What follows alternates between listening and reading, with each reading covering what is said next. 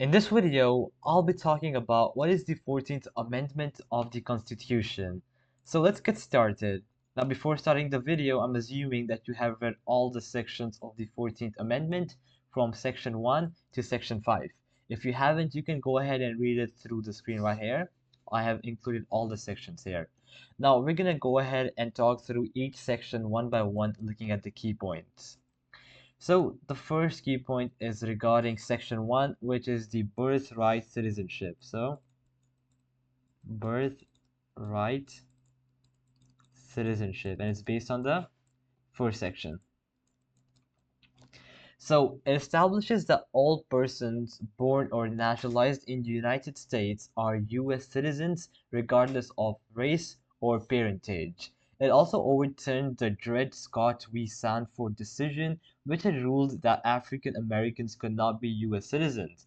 It has been used to affirm birthright citizenship even for children of non-citizens born on US soil. Then we have the Due Process Clause. So Due Process Clause. Now, nor shall any state deprive any person of life, liberty, or property without due process of law. It ensures that state governments cannot take away fundamental rights without fair legal procedures. It has been used to protect individual rights related to privacy, marriage, and personal freedom. Then we have Equal Protection Clause. So, Equal Protection Clause. So, nor denied to any person within its jurisdiction the equal protection of the laws. It requires states to apply the law equally to all people, preventing discrimination based on race, gender, or other factors. It became the basis for civil rights rulings such as Brown v. Board of Education, which ended racial segregation in schools. Then we have apportionment and voting rights. So, apportionment and voting right. So it adjusted how representation in Congress was determined, penalizing states that restricted voting rights for eligible male citizens. The reference to male inhabitants helped set the stage for later movements advocating women's suffrage. And by the way, this was related to Section 2.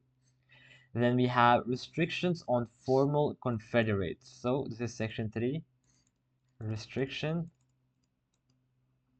on formal confederate. So it prevented former Confederate officials from holding office unless Congress lifted the ban by a two-thirds vote. It was originally intended to punish Confederate leaders after the Civil War, though most restrictions were later lifted. Then we have public debt and Confederate debt. So public and Confederate debt. So it ensured that Union debts from the Civil War would be honored but prohibited the US government from paying Confederate debts. It also declared that no compensation would be given for the loss of enslaved people after emancipation. And lastly, we have congressional power to enforce, okay? So congressional power to enforce. Now, it gave Congress the authority to pass laws enforcing the amendments leading to civil rights legislation like the Civil Rights Act of 1964 and the Voting Rights Act of 1965. So, alright guys, that'll be it for the video. I hope that it helps you out and I'll be seeing you guys next time. Peace out.